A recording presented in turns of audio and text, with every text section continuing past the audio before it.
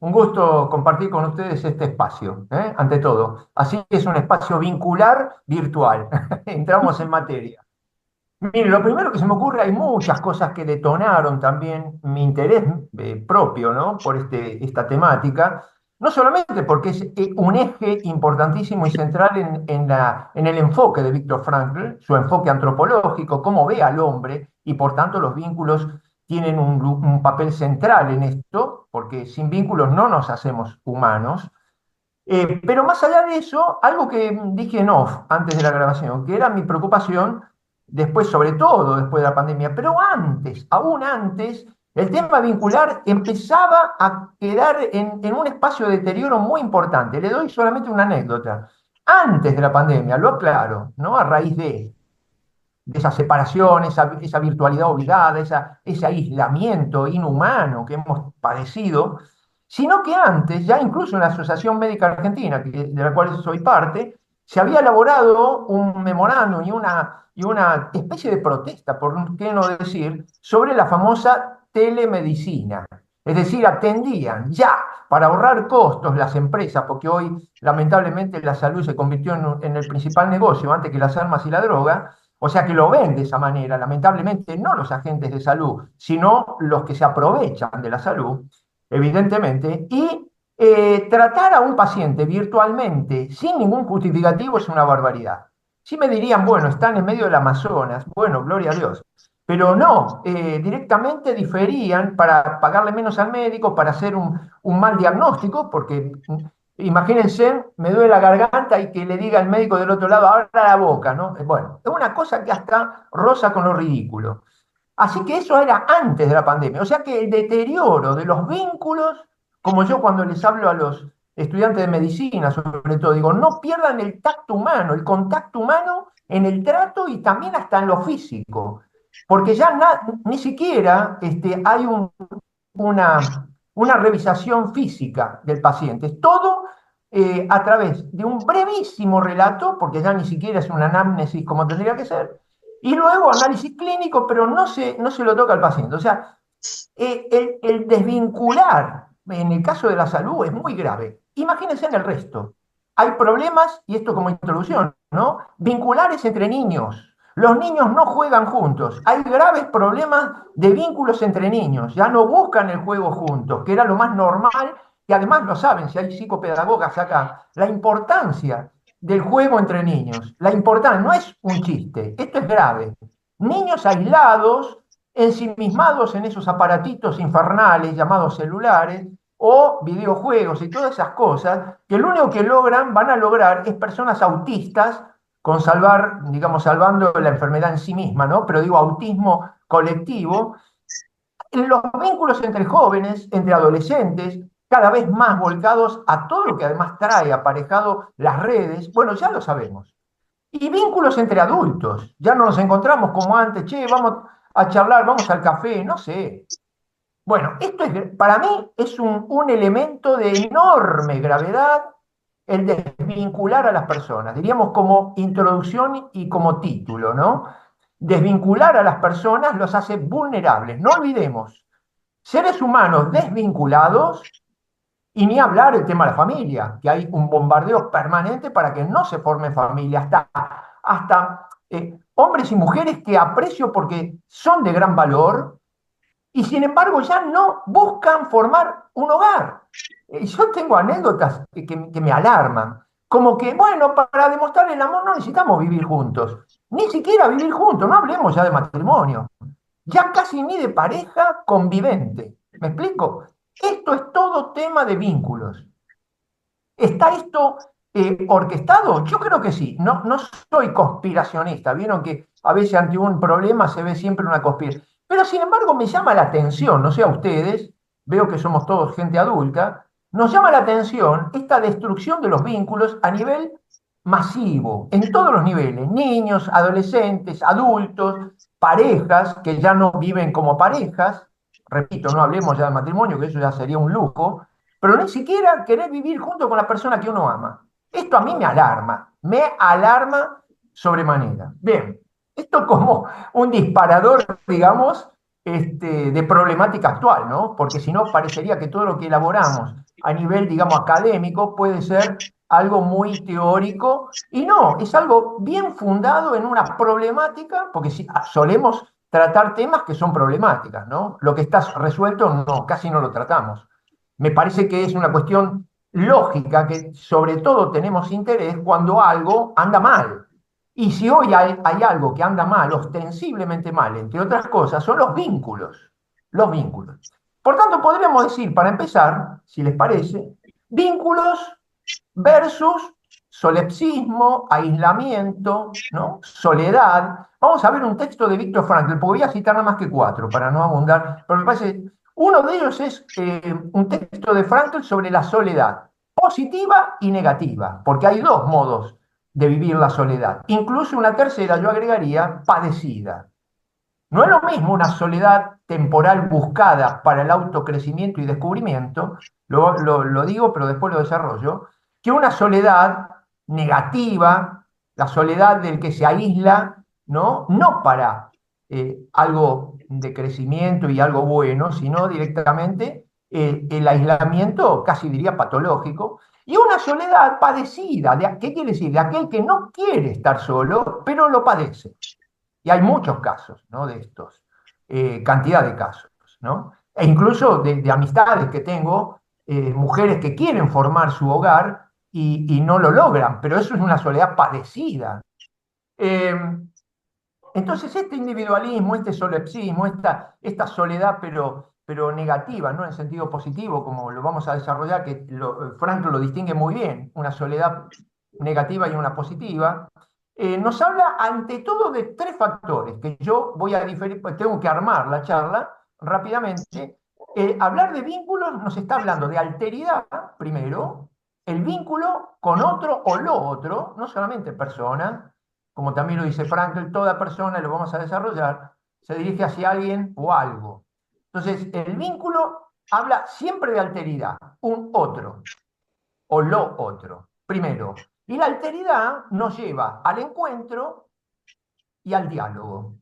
Así que fíjense en que son tres elementos eje cuando tenemos que hablar de vínculos, cada uno con el enfoque que quiera. Yo le doy mi enfoque frankliano, pero ustedes, si son por ahí de otra escuela, pueden darle un enfoque, pero me parece que son los ejes necesarios. ¿Eh? La alteridad, hay que reconocer que siempre hay, digamos, nada es una mónada, por decir así. Siempre la vida misma nos habla de lo otro y lo otro. Típico el yo-tú de Martin Buber, de Levin, así. La vida es una relación. Siempre, no existe una mónada. Ni siquiera en Dios. Fíjense que por lo menos para el cristiano Dios es uno, pero es trino. O sea que, bueno, mónada es una palabra que se aplica para otra cuestión filosófica. Acá no, lo estoy empleando impropiamente para hablar de que no hay ninguna realidad que se cierre en sí misma y se acabe en sí misma, ¿no? Solo Dios, y aún así hay relaciones amorosas entre el Padre, el Hijo y el Espíritu Santo que nos habla de que no es una cuestión de un ser cerrado, sino vinculado, bien podemos decir, ¿sí? Miren qué interesante.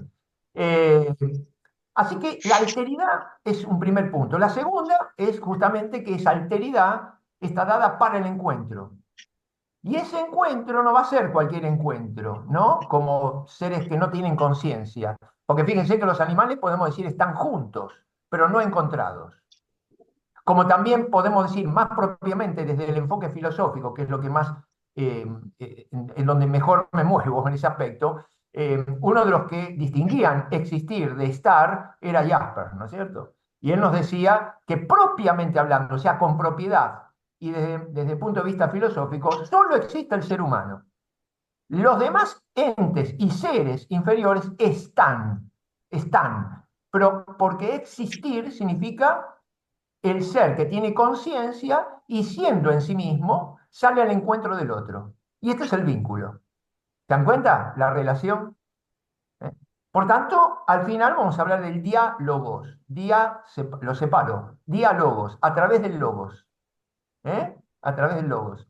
Y como bien también hace alusión varias veces, Frankl, logos no solo palabra, que es lo que más conocemos, incluso así comienza el Evangelio de Juan, en arqueico logos, en el principio la palabra, ¿no? Sino que también significa sentido. Para Frankl, por eso hasta juega con el prólogo de Juan, como tantas cosas que que él adopta del cristianismo incluso, ¿no? Su formación con Scheller y tantos otros, con Blondel, Merleau-Ponty y todo, pensadores existenciales, también habla de en el principio era el sentido. Juega casi con las mismas palabras de San Juan en el Evangelio, como comienza, ¿no?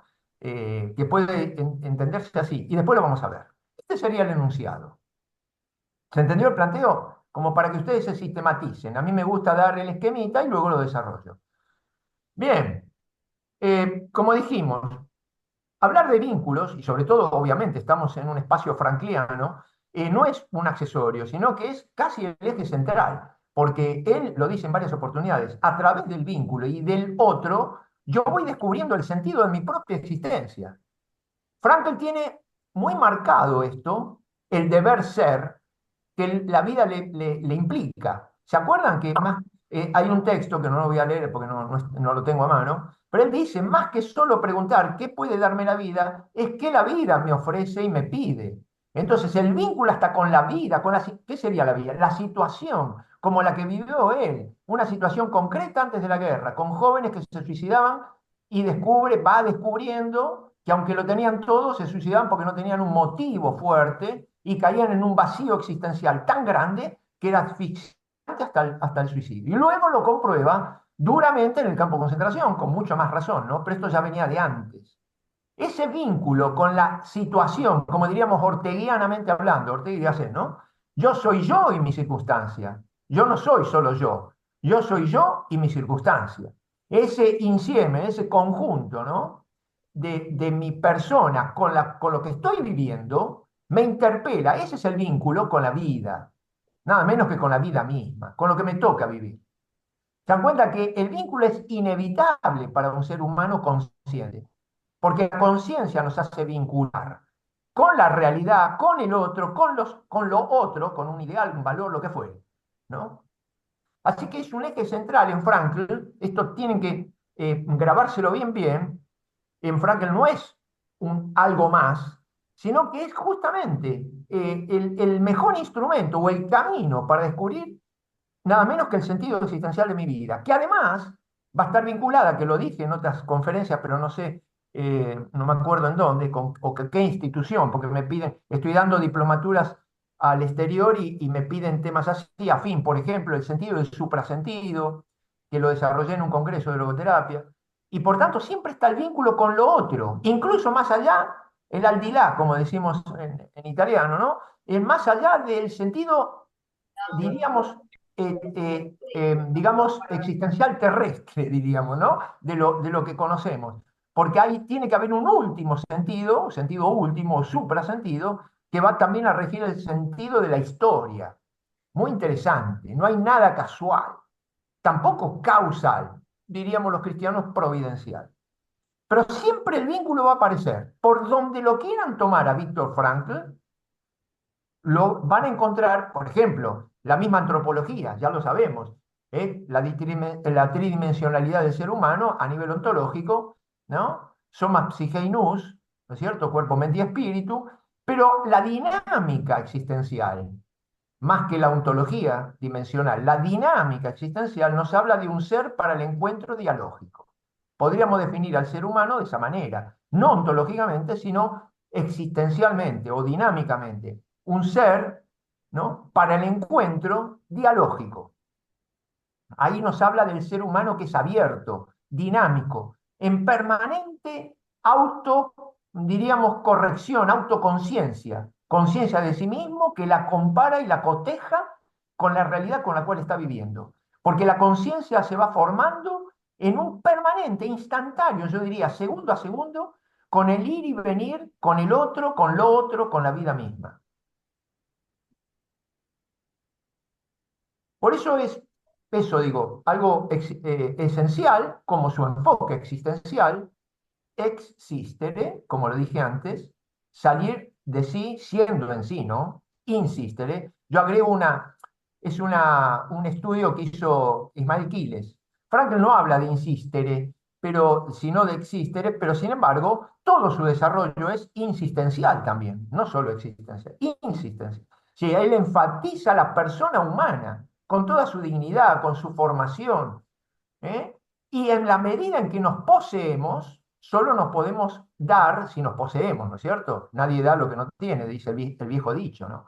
Entonces, en la medida en que me voy poseyendo, porque es dinámico, repito, nada está acabado, me voy haciendo señor de mí mismo, en la autoconciencia, voy sabiendo quién soy y para qué estoy, y eso lo voy experimentando. Si hagan el ejercicio, van a ver que lo pueden experimentar, se desarrollan en sus vidas, mirando para atrás, cómo han crecido en la autoconciencia. Y en esa medida de insistencia puede darse la existencia, es decir, salgo de mi ex, todo lo que empieza con ex es salida, para ir al encuentro del otro o lo otro. ¿Eh? Así que es un eje inevitable el tema del vínculo. Ya desde los fundamentos, diría, ¿no? Antropológicos. Diríamos, lo que dije es un fundamento antropológico. Lo que dije en la introducción es una situación social que estamos viviendo, la del desvincular a los hombres, con una intención, me parece, bastante productiva para ciertos poderes. ¿Por qué? El ser humano, cuanto más manejable es, más útil a cierto poder, sea ideológico o económico, ¿eh? No nos engañemos, ideológico o económico, pero los grandes poderes que buscan, ¿eh? Y dominar al hombre. Y cada vez que se busca un instrumento de dominación, hemos comenzado con el palo, el rebenque, la persecución, y ven que no da resultado, porque el deseo de libertad va a estar siempre, lo hemos visto, ¿no? En un régimen opresor de 70 años, ¿no? De muros y murallas. ¿Y por qué cayó? Porque el hombre quiere ser libre. Entonces se han dado cuenta ciertos poderes que la violencia no logra someter la voluntad de la gente, al contrario, lo único que logra es alimentar el deseo de libertad. Entonces, ¿qué están haciendo? Y experimentar caminos nuevos, y son tan sutiles que no nos damos cuenta, no nos damos cuenta.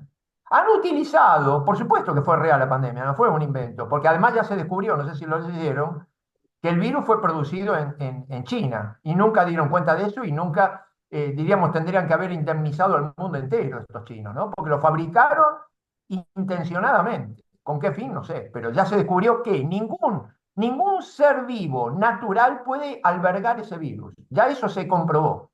No lo puede albergar un ser de origen. Quiere decir que no vino de un animalito, de un bicho, de lo que sea. No vino, fue producido artificialmente en laboratorio. Bueno, bien. Más allá de eso, se utilizó, porque se les escapó, ¿no? No es que lo hicieron, se les escapó, y más allá de eso, se utilizó como ensayo de cómo, ¿no es cierto?, aislar al ser humano, que es esto, desvincularlo, y así poder dominar más fácil la cuestión, ¿no? Así que hay cantidad de ensayos que no nos damos cuenta, los medios de comunicación, las redes, ¿a qué tiende todo eso? A aislar.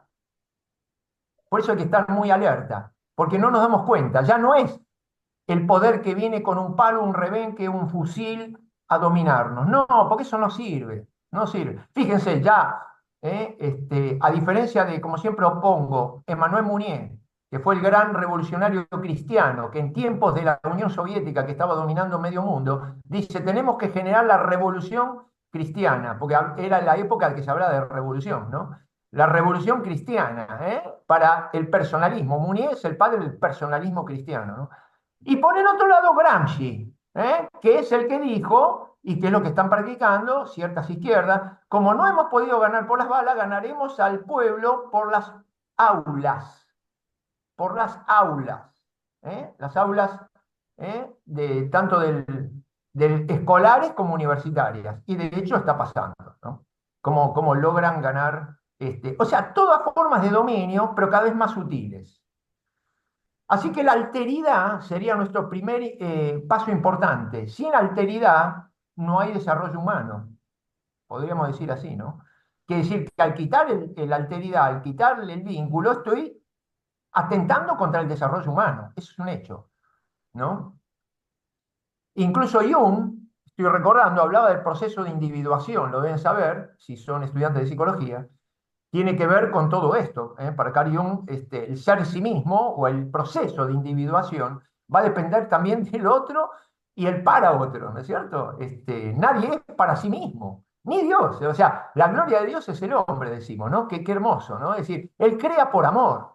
Y ahí el vínculo del amor es el más fuerte. Yo diría, hablando de vínculos, no hay que olvidar, ¿no? El vínculo del amor es la forma más profunda que tenemos de vincularnos con el otro. O lo otro, amar un ideal, amar una vocación, dar la vida, ¿eh? También por un ideal. Es decir, pero sobre todo el amor humano, ¿no? Es decir, el uno para el otro, el amor humano, que es lo que nos hace unir, nos hace crecer. Por eso el hombre sin amor no es hombre, podemos decir tranquilamente, no tengan miedo. El ser humano sin amor no es humano, es otra cosa, es una máquina, es un cúmulo de conocimientos, puede serlo, un ser adiestrado por una ideología para tal o cual función, pero el amor es lo que nos hace humanos, porque es la forma más profunda del vínculo. Y se transmite a través de valores, ideales, de relaciones humanas. El motor es el que une. Las razones, por ejemplo, nos dividen, pero el amor nos une. Nunca el amor va a dividir. Lo que puede dividirnos son las razones. Fíjense, ¿no? Por eso no es lo más propiamente humano, que sea, como se decía antes, animal racional. Se decía, por supuesto, porque era la concepción de la época. Hoy no podemos decir ser humano es animal, porque somos más emocionales que racionales, primero. ¿No? Segundo, no solo somos biológicos, animal, ¿no? Somos seres espirituales, y Frank lo vive diciendo, el ser humano se distingue por lo propio, y lo propio es lo espiritual, porque lo biológico lo compartimos el 97% de los genes con cualquier ser vivo superior de los mamíferos. Y aparato psíquico también tienen los animales. Esta gatita que tengo acá tiene su aparato psíquico, porque tiene memoria, reconoce, etcétera, etcétera. Lo único que nos distingue es la vida espiritual. ¿Eh? Entonces, y en eso, dentro de ello, el amor es el único que une. La razón divide. Las razones pueden haber razones para todo, ¿no? Lamentablemente. Y por último, porque también el amor, suelo decirlo, ilumina, nos hace comprender. ¿Eh? Porque, por ejemplo, ¿quién puede entender mejor a un hijo que la madre? Por decir, ¿no? Suponiendo que la madre lo ama, ¿no? Porque, bueno, entre los seres humanos puede haber de todo. Pero se supone que una madre conoce a su hijo. ¿Por qué? Porque lo ama. No que lo ama porque lo conoce. ¿Se entiende? Porque lo ama, ilumina tanto su interior que lo puede conocer como nadie lo va a conocer. El amor es iluminación pura, es decir, por donde lo querramos ver, esta unidad, este vínculo, pero un vínculo fuerte como el amor, más allá de los vínculos por intereses, por ejemplo, acá compartimos, ¿no? Fundamentalmente, como no las conozco a la mayoría, entonces puedo decir, bueno, nos vincula un interés en común. El interés por buscar lo mejor para el ser humano, que sería el último gran interés. Porque no es que estudiamos logoterapia por diletancia intelectual. Yo, por lo menos, por diletancia intelectual nunca hice nada. Si busco saber algo es porque me representa un instrumento para hacer bien al otro, ¿sí? En mi vida pastoral, en mi vida clínica, en mi vida académica, en donde me muevo, que son diversos ámbitos, todo lo busco para el bien del otro, porque eso además me hace bien a mí, porque yo por lo menos me siento feliz viendo cómo alguien se va aliviado de un confesionario o del consultorio oncológico que viene angustiado y semidestruido y se va con esperanza, etcétera, etcétera. ¿No? Y esto es amor. Por algo había un psicoterapeuta, no recuerdo cómo se llamaba, creo que peruano, que escribió un libro hace muchísimo que lo leí, por eso hasta olvidé el nombre, que lo intitulaba así, el amor en psicoterapia. El amor en psicoterapia. Es decir, hay grados de amor diferentes, como hay grados de amor de pareja, de padres a hijo, hijo a padre, entre amigos. El amor de amistad es muy diferente al amor de pareja, etcétera. También tiene que haber un amor para los que estamos en salud. Nunca olviden que Hipócrates, cuando antes hacían el juramento, era como, claro, hay médicos que tienen que liquidar a propósito un ser que todavía no nació, entonces ya el juramento de prima non nocere, primero no hacer daño, ya lo dejan de lado, ¿no? Es decir, porque toda intervención médica tiene que ser para la salud, no para, como un gran médico, un amigo mío, que es antiabortista, ¿no? Entonces, en una mesa de todos los médicos, cuando presentaban la pastilla, ¿no? Dice, simplemente preguntó eso, señores, somos médicos, toda medicación es para sanar una enfermedad. Yo les pregunto, ¿qué sana esto? No, porque no era para sanar una enfermedad, a no ser que crean que un embarazo es una enfermedad. Eso es otro problema. No es tarea del médico. Pero bueno, la primera ley era esa, no hacer daño. Y Hipócrates decía, el arte médico, el arte no es una ciencia abstracta, el arte médico se funda en el amor al hombre. Hipócrates. El amor es el fundamento de nuestra acción clínica, sea psicológica, sea médica, clínica, lo que sea. Si no es por amor, también en mi gremio, ¿no? También, incluso en el espiritual, en el sacerdote. El que no ama no puede ser un buen ministro. Y que hay de todo en todos lados, no, no les quepa duda, por supuesto. No seamos ingenuos, ¿no? Malos profesionales hay en todos lados. Y buenos también, gracias a Dios. Pero nos tiene que mover el amor. Digo esto como lo principal de lo vincular. Esto no lo podemos soslayar, ¿no? Antes de hablar de otro vínculo. También, cuando hablamos de que nada es una mónada, que todo es un binomio, como lo llegó a decir, ya dije, ¿cómo se llama? Martin Buber, ¿no? Todo, en el conocimiento, objeto y sujeto, ¿sí? No hay nada único, diríamos en ese sentido, cerrado en sí mismo, siempre habla del otro. En la ciencia también. Ortega y Gasset hablaba mucho, es muy interesante, léanlo, es nuestro, es latino, la ciencia con conciencia, pero no conciencia ética, conciencia, o sea, la ciencia fundada en el conocimiento nocente, o sea, con, cum scire, en latín, se entiende mejor, cum scire, o sea, saber con, quiere decir que nos está hablando de que el conocimiento es a través de varios, por supuesto, canales. Ante todo, la intuición, es el primer acercamiento que tenemos cognitivo. Entonces, ciencia, ¿eh? No aislada, y ciencia también con esta conciencia, que incluso, como dice Frankl, puede ser específica, parcial, en las famosas especialidades en medicina, por ejemplo, con las cuales yo veo, nunca una parcialidad puede ser la totalidad, nunca se puede leer desde lo parcial lo total, sino que lo total siempre tiene varias aristas. Lo total, como la realidad, es complejísima. Y cuando queremos interpretar el todo por la parte, ya estamos haciendo macanas, incluso en ciencia, en cualquier ámbito. Así que todo nos habla de vínculos. Tiene que vincularse. Por ejemplo, un especialista no puede decir, ah, no, yo sé del dedo meñique, soy traumatólogo del dedo meñique de la mano izquierda, ¿no? Y lo demás no me interesa. No, señor, usted tiene que vincular. No hablar ni hablar de otros órganos, porque el corazón no es un músculo nada más, sino que tiene que estar en interacción permanente. Además, se descubrieron neuronas en el corazón, neuronas, no solamente en el intestino, y por tanto impacta emocionalmente todo. Y entonces está vinculado al todo del hombre, el corazón. No es un músculo como se creía antes, ignorantemente. Ahora se descubrió que tiene relación con todo el órgano. Entonces, ¿puede ser un cardiólogo? Sí, por supuesto, nadie lo va a negar. Pero ¿se le puede darse el lujo de desconocer el resto que está vinculado? No, señor, si no va a ser un mal cardiólogo. Y nosotros igual, aunque tengamos una especialidad, nos tenemos que encontrar con el todo. Necesariamente, para ser buenos especialistas, tenemos que también ser clínicos, diríamos, en la jerga médica, que es la que más me proporciona ejemplos, ¿no? Entonces, la parte es justamente parte porque es de un todo, y el todo, ¿no? Es vincular y vinculante, ¿no? Y no podemos ignorarlo esto. Eh, Bien, segundo, el encuentro. Toda esta alteridad nos habla del encuentro, ¿no? Del encuentro. ¿Se acuerdan que el ser humano, ya de por sí, ahora me viene a la mente y lo recuerdo porque he hablado a veces específicamente solo del encuentro, es también, el encuentro no es una mónada tampoco, ¿no?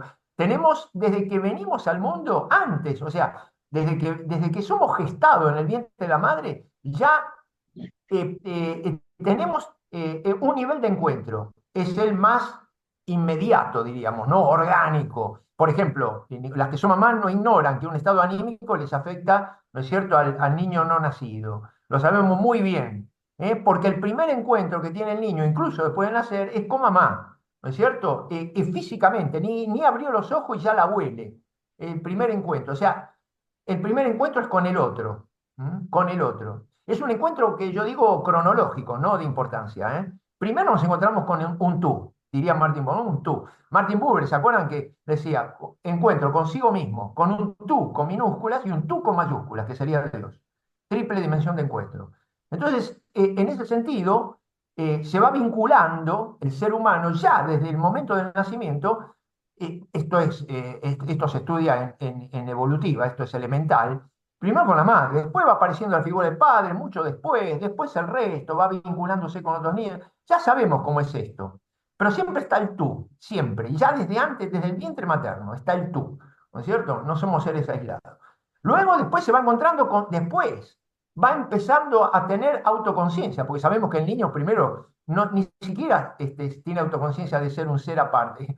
Sabemos que el niño bebé todavía está tan vinculado que es como si se experimentara parte del todo, que es la madre, ¿no?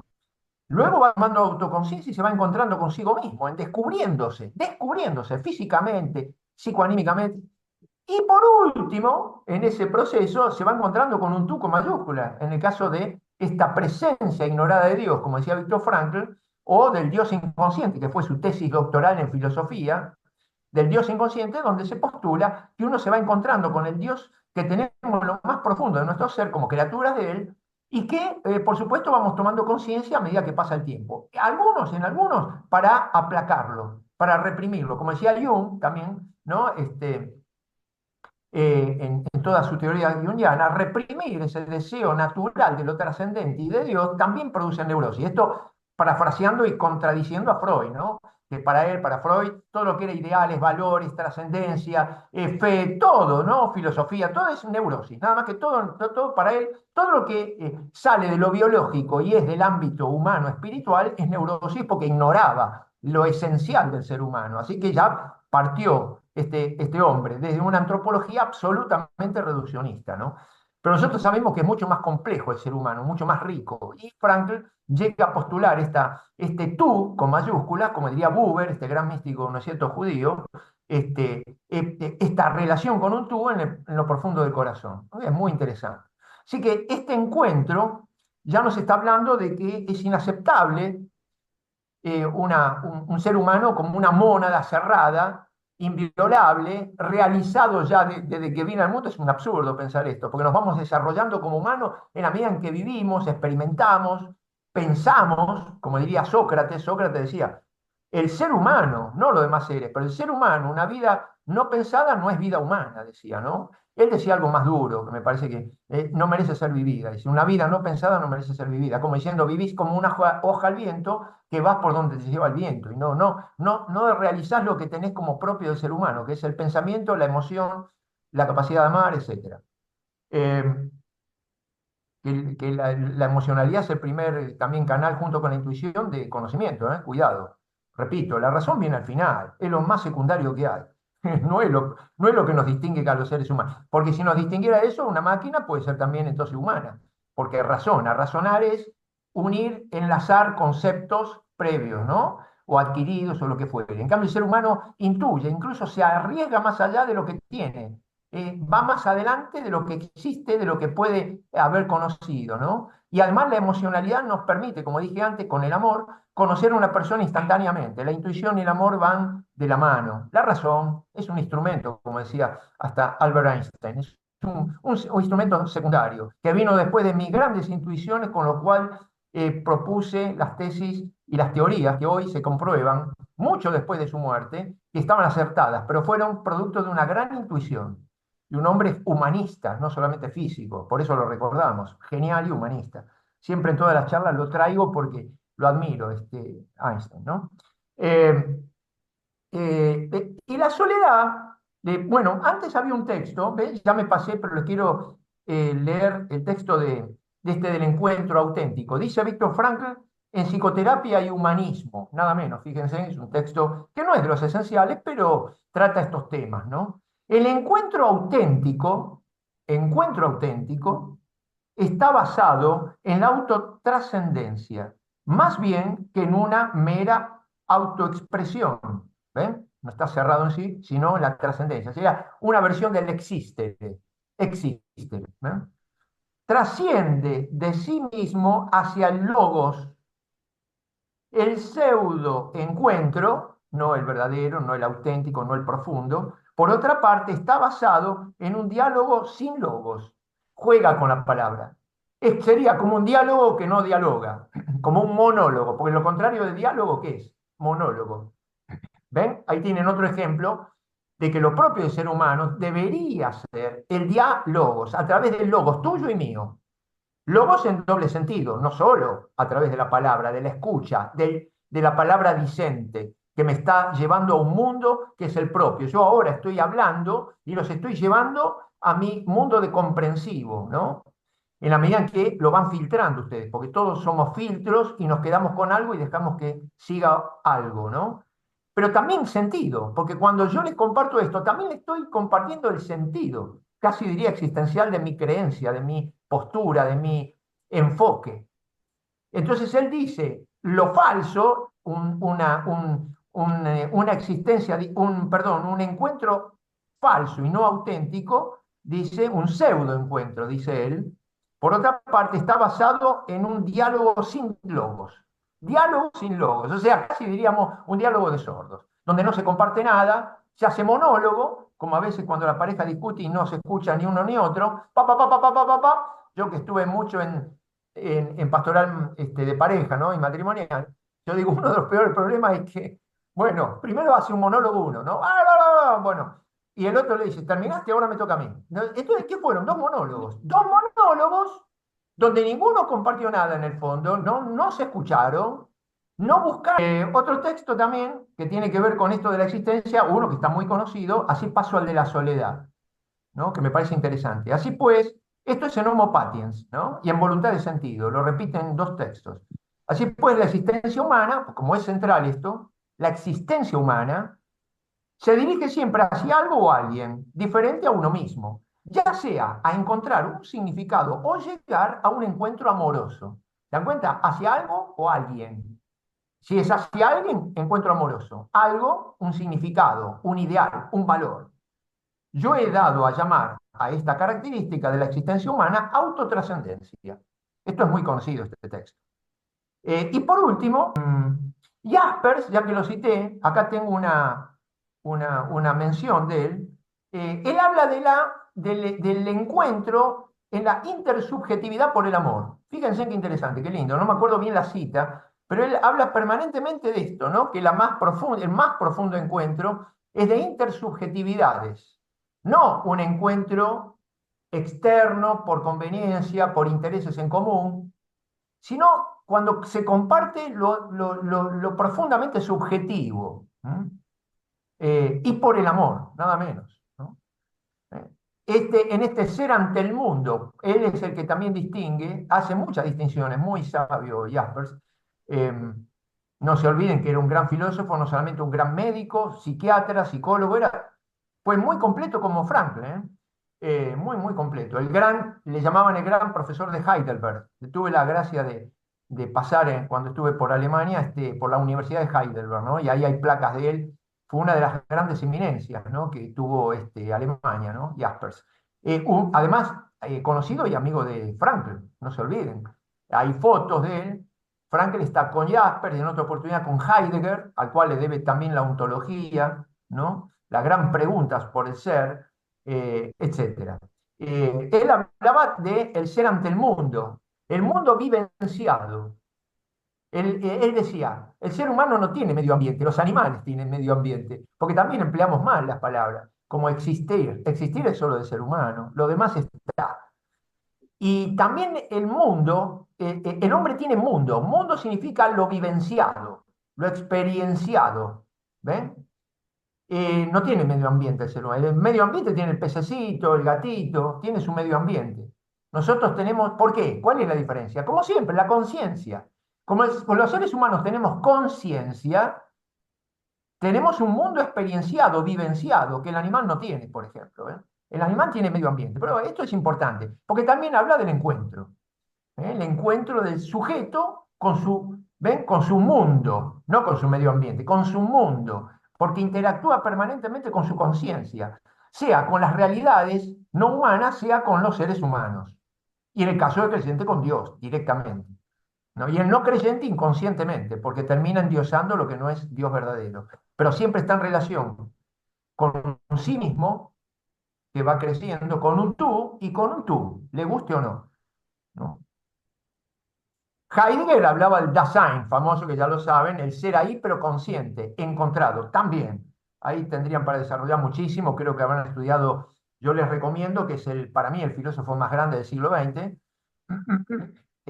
o uno de los, quizás es muy extremo decir, pero evidentemente, por lo menos en ontología, ¿no? Es el que nos recuperó la ontología, el ser, que antes era confundido con los entes, ¿no? Pero bueno, es un tema específico.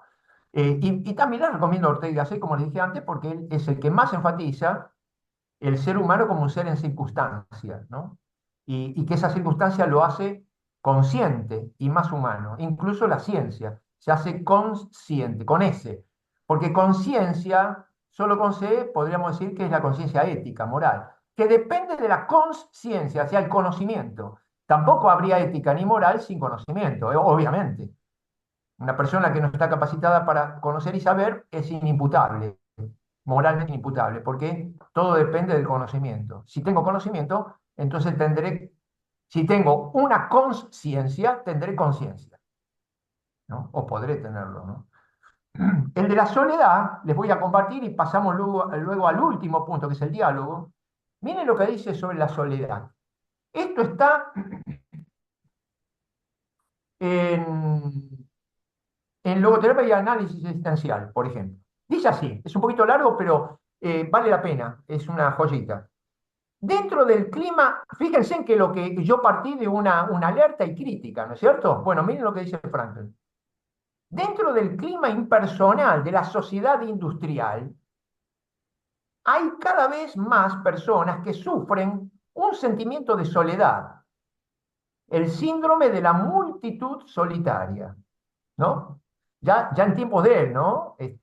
Estaba viendo como un grave peligro este desencuentro, diríamos así, ya que estamos hablando de desencuentro o desvinculación, que ahora está siendo instrumentalizada sutilmente por poderes, como siempre, para dominar al hombre, ¿no? Pero él ya lo veía en la sociedad industrial, ¿no? Puramente industrializada. Soledad, dice, multitud solitaria, como la gran ciudad, multitud de solos, como decía un libro famoso.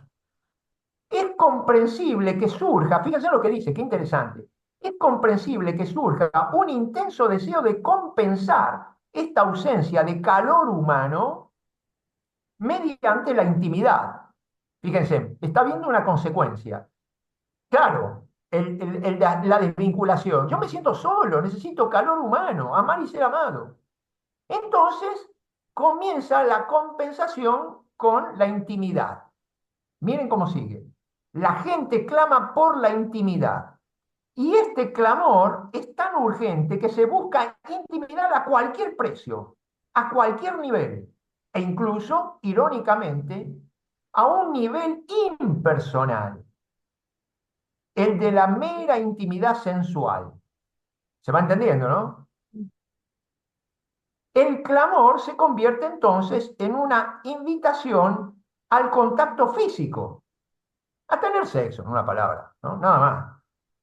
Y de la intimidad sensual a la promiscuidad sexual hay solo un paso.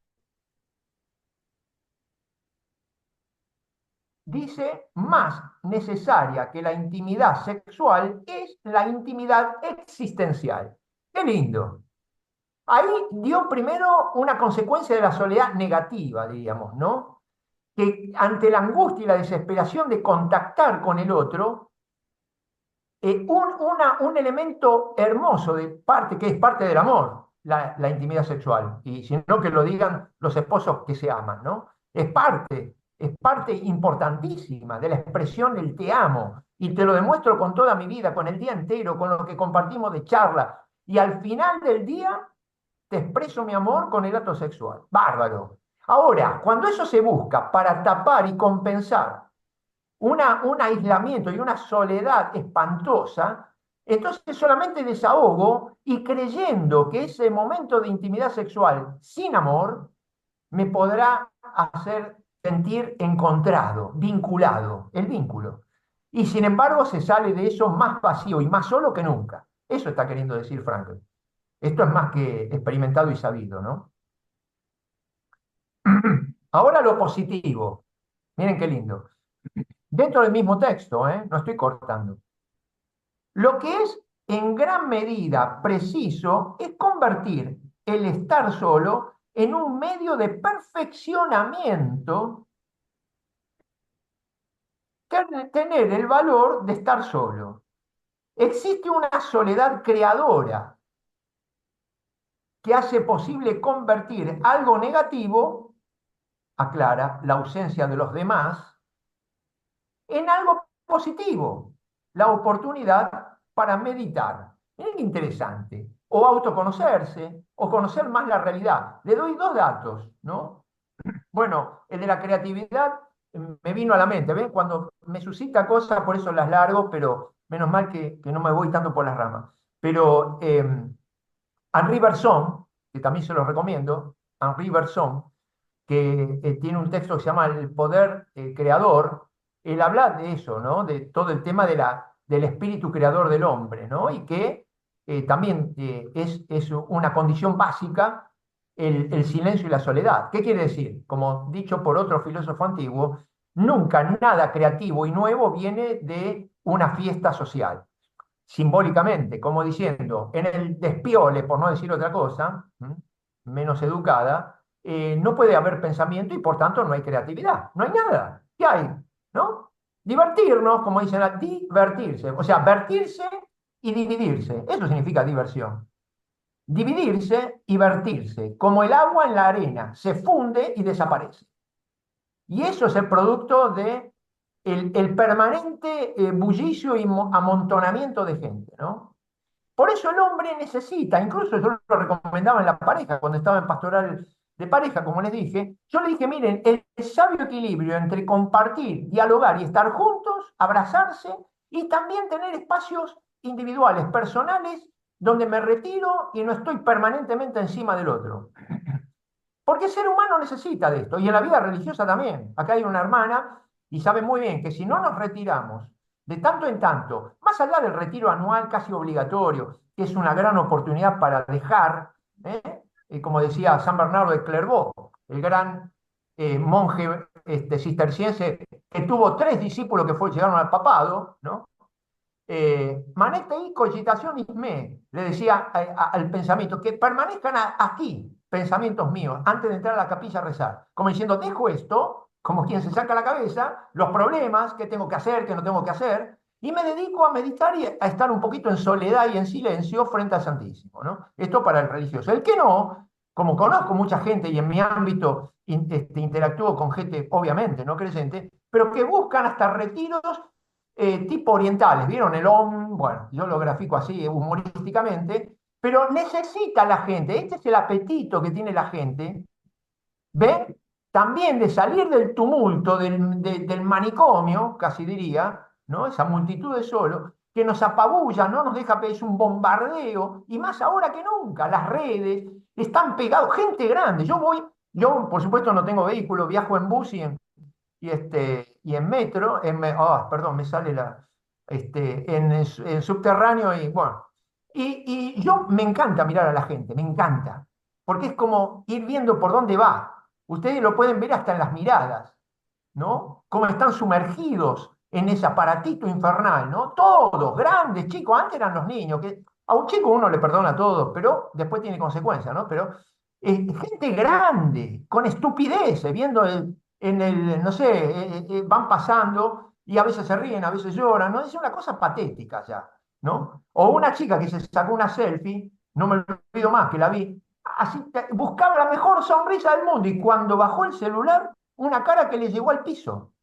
Quiere decir que es pura falsedad. Esa chica no estaba bien, porque si no, no hubiera cambiado tan rápido de cara. Bueno, anécdotas, ¿no? Pero que les revela que estamos en un mundo cada vez más aislado y la necesidad de justamente lo que el monje ya busca, porque mucha gente que no entiende qué hace el monje ahí en el monasterio, en silencio, justamente está más vinculado. Miren lo que les voy a decir, les va a explotar la cabeza.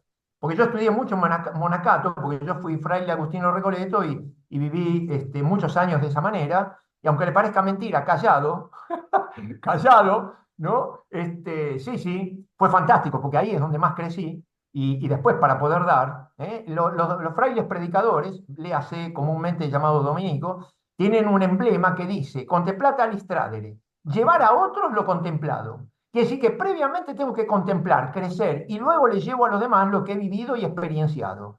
Sino que llevo, como diría Pablo, nada, campana que retiñe, vacío. Entonces tengo que ser para compartir, ¿no? Entonces, ese movimiento de sístole y diástole, como la respiración, ¿no? Recibir y dar, recibir y dar. Si yo solo doy, me ahogo y me muero. ¿Se dan cuenta? Entonces tiene que haber un movimiento de sístole y diástole.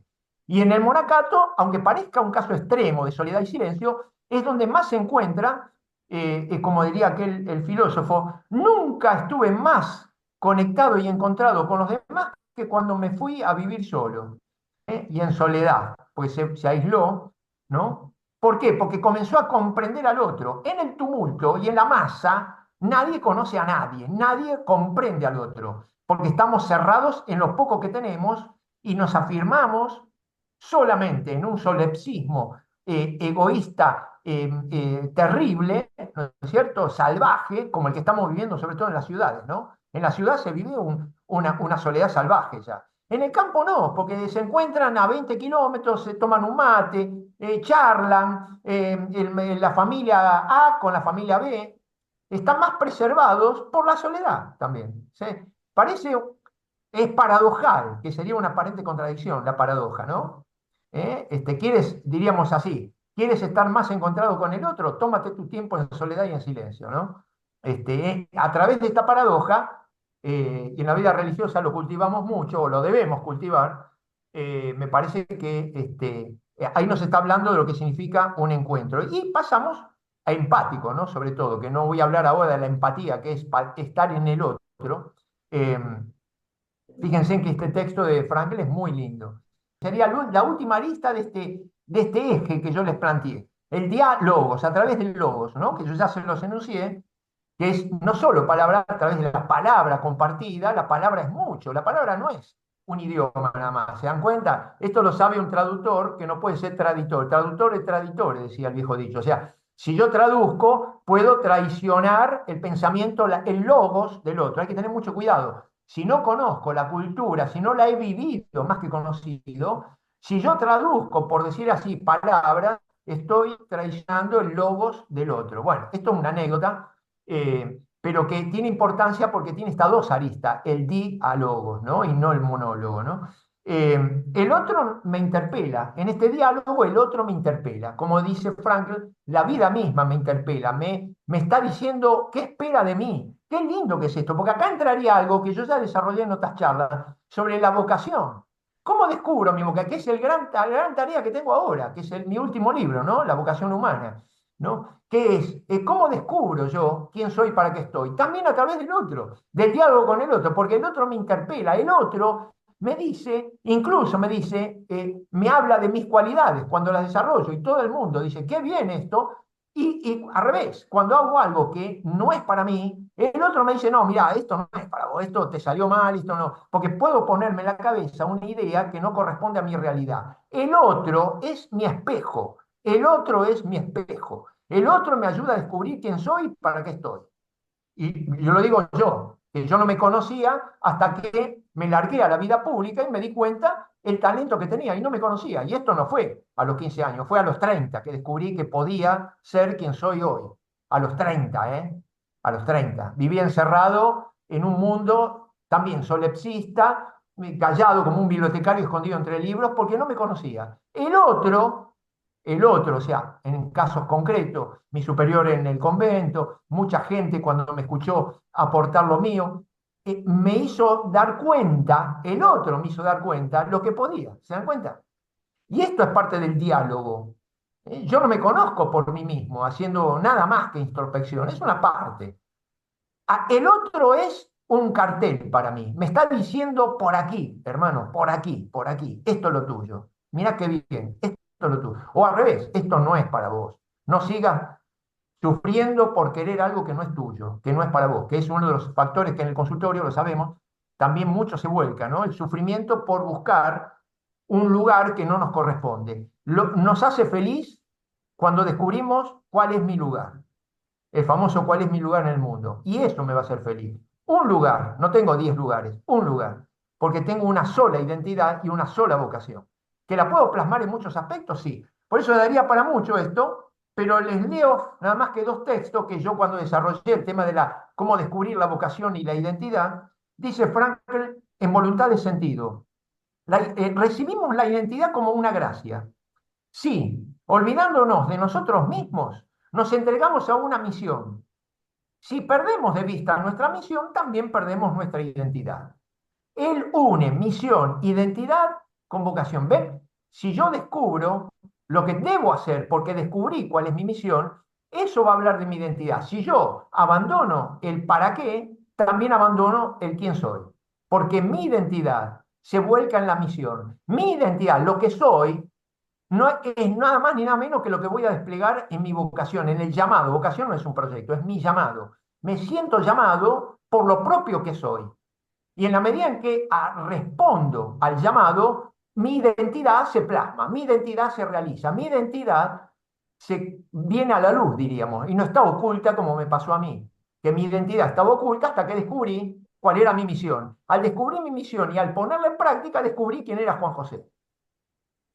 Está unido la identidad y la vocación. Falsamente la han separado, como si fuera un proyecto, que el proyecto es contrario a la vocación. Vocación es llamado, proyecto es lo que eyecto de mí, mi idea, y mi idea puede ser muy equivocada, que casi siempre pasa así. Me imagino una vida y resulta que estaba llamado a otra cosa. Bueno, esto daría para una charla aparte, el tema de la vocación y de identidad. Identidad y vocación van de la mano, ¿no? Y por último, un texto que dice así, que está en El hombre en busca de sentido, que es un clásico. Toda persona tiene una vocación o misión específica en la vida. Toda persona debe llevar a cabo un designio concreto que exige su cumplimiento. Todo esto es por el encuentro, por el vínculo. Yo no podría saber quién soy, no podría saber para qué vine a la vida, cuál es mi misión, mi tarea específica, con la cual realizarme yo y ayudar a realizar a los demás, porque dándome tal como soy feliz y además le hago bien al otro. Cuando en cambio un ser humano no sabe cuál es su lugar, no sabe quién es y hace algo, porque algo va a tener que hacer, no crece ni él ni hace bien a los demás. En el mejor de los casos es un mediocre. Solamente la pasión por ser quien se es y con claridad para qué estamos, ahí uno logra ir caminando hacia la plenitud, porque nunca se logra del todo, por supuesto, pero vamos caminando a aquello que me dice, esto me planifica, esto me hace bien, y veo que le hace bien al otro, que mi trabajo, sea cual sea, de herrero, de profesional, de lo que sea, al otro le satisface y yo me siento bien, porque pongo mi creatividad específica, aunque sea haciendo un fierro diferente que el otro herrero. ¿Me entienden? Entonces, este tema es muy profundo. Todos estos temas que yo se los di como síntesis para que les quede hambre para más, es vinculante. O sea, el vínculo es la raíz de todo esto que he dicho. Sin vínculo humano, todo esto se cae.